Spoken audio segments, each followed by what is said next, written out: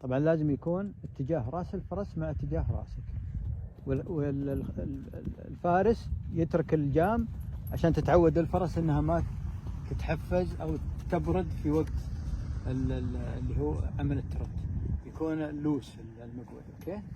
طيب ابو عبد الله، لو في ملاحظات مثل يعني العرج، شلون انا اعرف ان الفرس ضلعت من اليد هذه او من اليد هذه؟ انت لابد تعرف طريقه ترت حصانك. اذا كانت ترت حصانك راسها فوق، لازم تعرف انه اذا نزل راسه في الترت معناته يضلع من ورا، فتتاكد يمين او يسار.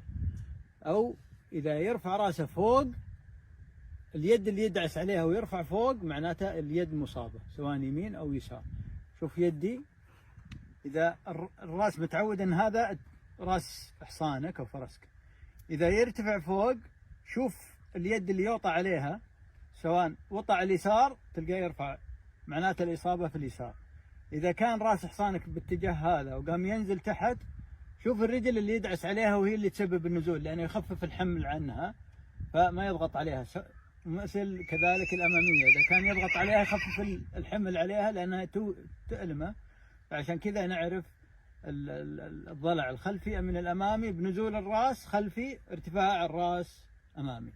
هذه بالنسبه للقوائم. اوكي. الظهر انت تلمس الظهر، عضلات الظهر، عضلات القطاط، تشوف من الضغط على الظهر هي اللي تبين لك اصابه بعدين الامامي والخلفي عاد تشوف انت الاكتاف، تشوف الاوتار، تشوف الامور هذه. اذا كان عرفت موقع الاصابه، هل هو يمين يسار، خلف يمين يسار، وبعدين تكتشف هل هي رمانه، وتر، كتف، او القطاط، عضلات الستف، او الام الظهر.